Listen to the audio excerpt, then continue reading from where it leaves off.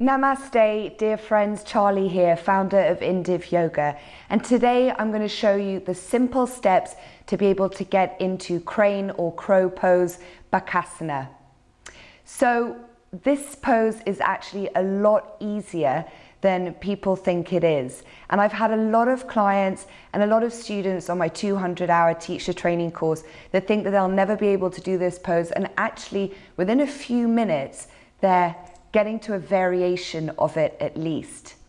So if you enjoy this video or you find it useful, please, it will help me a lot to click the like button, to subscribe to my channel and click on notifications so that you get an alert each time I bring out a new video. And it'd be great if you can leave me a comment to let me know how you're getting on with your arm balancing and if you found this useful.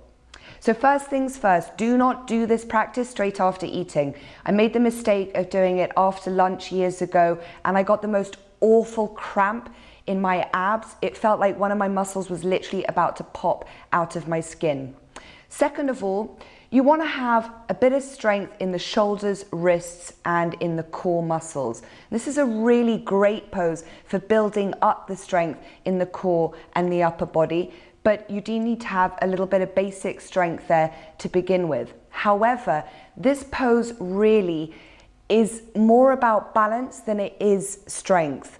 And more than anything, it's about overcoming the fear. Most people are scared of coming up onto their hands and tipping over.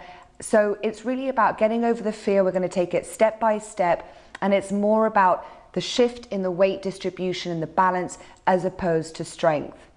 So 3 poses that are really useful to practice before you get into these hand balances. And you should be able to hold each one for 1 minute. So let me just navigate around Milky. First is plank pose. Shoulders are over the wrists, high plank. So you're really lifting up through the buttocks and engaging your core muscles, drawing those belly muscles in. And of course, breathing deeply. The other pose is downward dog.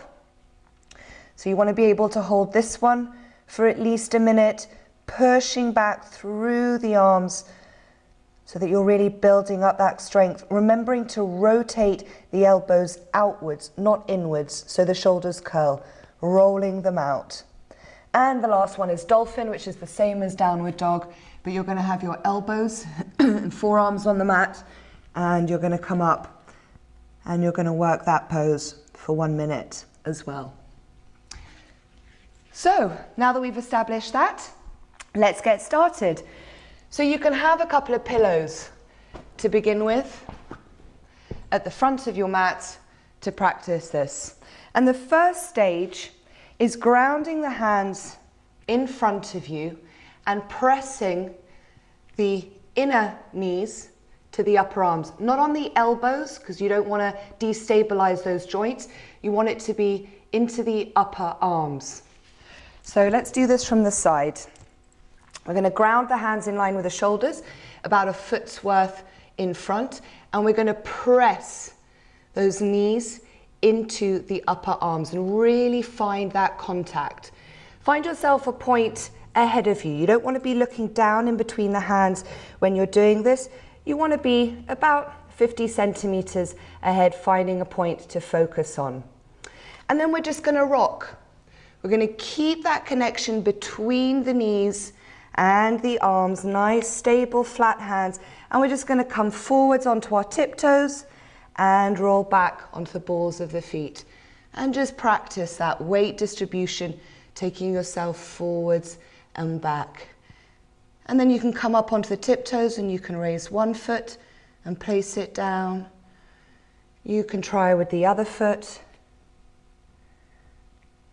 And then eventually keeping that connection, pressing the knees into the upper arms. Looking at your drishti point, you can bring yourself off. And the pillows are good because if you do tip a little bit further, you've got them to fall onto. And then perhaps you can take one away and see if you're comfortable just with one, and then eventually you'll want to take them away. What's important here is that your focal point, your drishti point, is ahead of you and not down. We're lifting up through the body in this pose, not sinking downwards. So you really want to feel that lift. So from there, this is the first stage. We're then going to press the knees into the back of the arms. Again, not into the elbows, into the back of the arms. And we're going to rock ourselves forwards and back. And eventually lifting one foot and then the other. And you're creating a bit of a table with your arms, resting those knees on the top of them with bent arms. We're lifting up through the body and not allowing ourselves to sink downwards. And then the last stage. So here we're going to place the knees into the armpits. And we're going to secure them there, finding your drishti point in front. Again, you can rock slightly forwards and back, just playing with that weight distribution. Then you're going to lift one, and you're going to lift the other, and you're going to straighten the arms.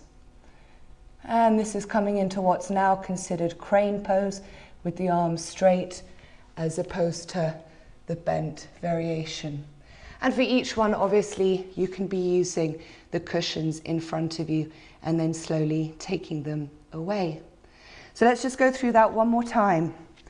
First stage is pressing the knees into the upper arms and just beginning to rock forwards and back. You're creating a bit of a table here with the arms for the knees to rest on. And you can even rest them on the tables like this. Then we're going to take them onto the back of the arms. Remember your drishti point, lifting up, lifting the back up towards the ceiling. And then knees into the armpits and taking yourself, lifting up, keeping that drishti point, focal point in front of you. And then you want to give your wrists a good shake. So you can place the front of them down, give them a bit of a stretch there. A few circles, shaking them around. And don't overdo your hand or arm balance practice, because you really will feel it the next day on your wrists. If that does happen, I really advise running them under super cold water or putting some ice on them just to let them relax a bit. Okay, I hope that's helped. Again, please click subscribe and notifications, or like the post at least. And please leave me a comment if you have found this useful, or you've been able to use it to further your crow or crane practice. Namaste.